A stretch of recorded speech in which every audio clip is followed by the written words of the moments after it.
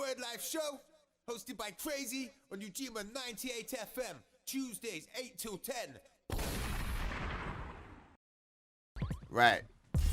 So I think it's about time we get down to gritty with what's going on at the moment and have a discussion, man. I mean, Political. this is the coronavirus word show special part 2. Yeah, we had the discussion last week with Ambush Tactics because he had a bit of a conspiracy theorist view. Okay. I believe about it, and then I was like, yeah, we got to discuss this and address it. And then he come on there, and he didn't really mention that side of it.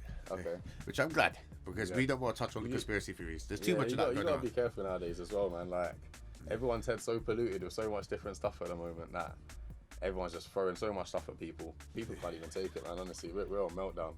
We're actually on meltdown. I think people are just worried. I think and panicking, and I think that's you know, I don't want to cause any panic. That's the last thing I do. But it's one of them things, you know, like positivity, like breeds positivity. It's the same way. It's like panic, like spreads panic. Like double the speed of positivity as well. Yeah, exactly. So don't get me wrong. Obviously, it's a thing, and there's stuff going on. But at the same time, it's just mad. Everyone needs to just. We need to push that positivity a bit. Yeah, exactly. Trust me, that's what we need. Yeah, no, I agree. I mean, so what's your thoughts on all of it then? I mean, I know obviously you're not like a medical virus expert or nothing. Yeah, no, and a rapper. Yeah, well, you know, back when I was in Oxford and you know, got my doctorate and that. But no, basically, I don't know.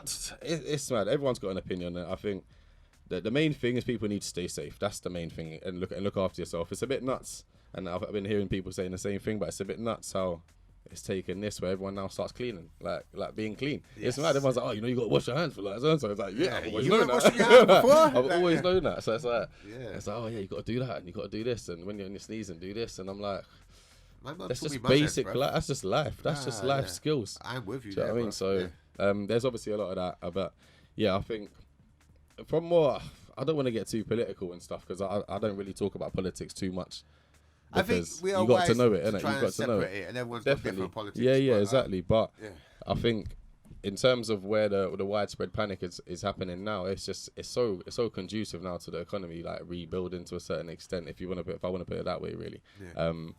And it's just mad to see people going on like that, like.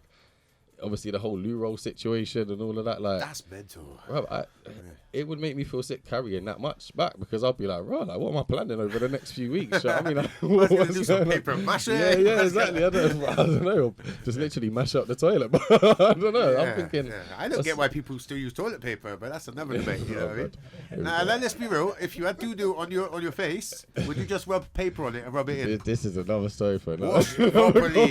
Wash properly. But but there's so much shit. But yeah, people just stay safe. That's the main thing. Just look after yourself. Look after your nearest and dearest. But also extend the hand as well. Do you know what I mean? I think that's it. There's a lot of vulnerable people, and basically, just so people know as well, the reason they're asking people to isolate isn't to not get it; it's to not get it yet.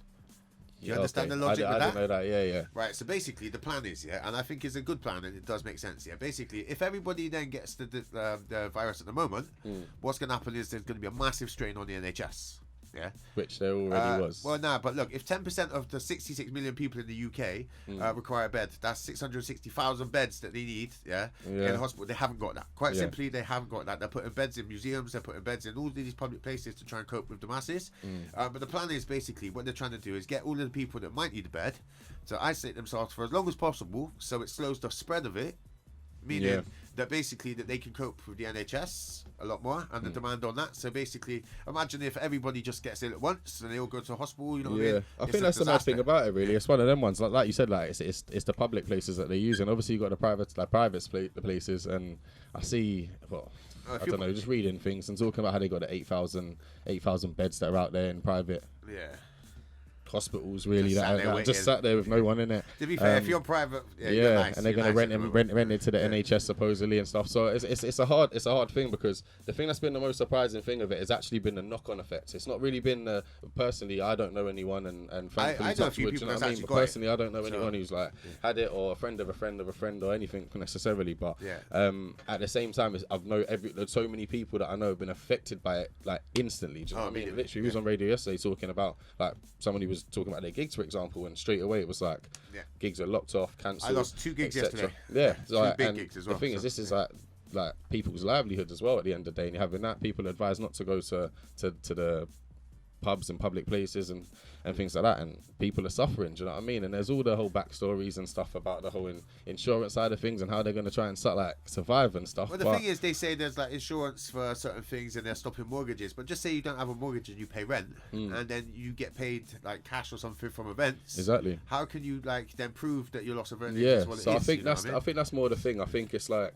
look, there will always be things that will pop up and things that will always happen, unfortunately, do you know what I mean? But it's more about like the reaction of things, and I think the thing that worries me the most is, or what did worry me was more the instant reactions of things before everyone started calming down. It was kind of like everyone just went like boom, and I'm like, whoa, like it's a process, like sit down and process to a certain extent. Like I think basically though, the reason people are doing that is what's based on what's happening BBC in other Black, countries. you know.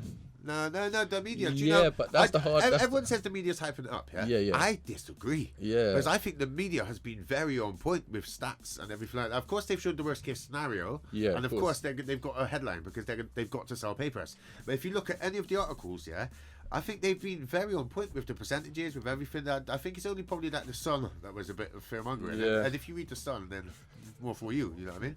Yeah. Like it's like a comic for adults, isn't it? You know what I mean? It's nuts. You know what I mean?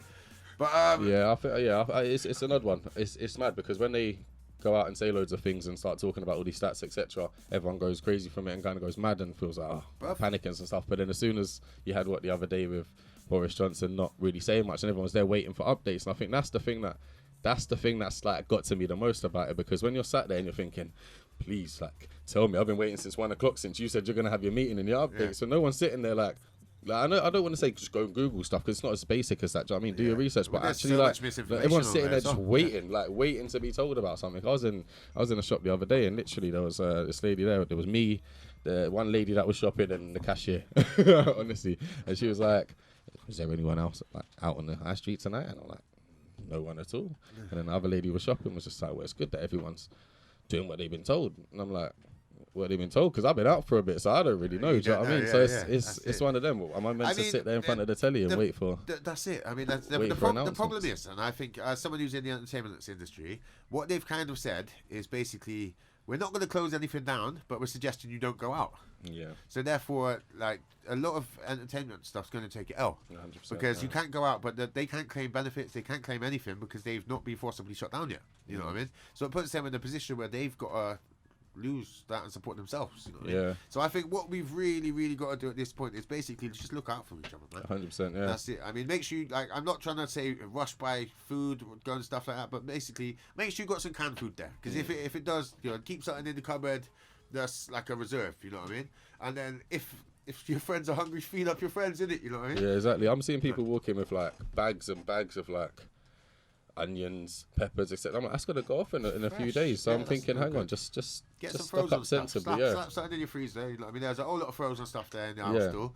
Get some of that. You know Exactly. what I mean? But no, honestly, I mean, like, my heart goes out to the people as well. Do you know what I mean, in these tough times, the people are isolating. There's some people who can't afford to be eating as many meals in a day and everything as well. So my heart goes out to those people, especially because, like I said, like the effects real. Like the effects real. There's really. a lot of people who It's work stricken people. paycheck to paycheck. You know what I mean? And they can't afford to go out and buy a month's food for their families up in advance and then just sit there and just wait. You know what I Yeah. mean? So They can't do it. So we got to just come together and help people out at this time. exactly, it's to be continued at the moment, isn't it? That's it. And also maybe stock up on some ginger and lemon and honey Yeah. and that stuff that helps you fight a flu. Because if you do get it, and not everyone's gonna like die from it, but you can do stuff to make yourself come out of a flu better from experience. You know what I mean? If there is kind of any positive to a certain extent to kind of take from it, like my timeline has got pure remedies, everything. Yeah, I'm thinking, bro, I didn't know yeah.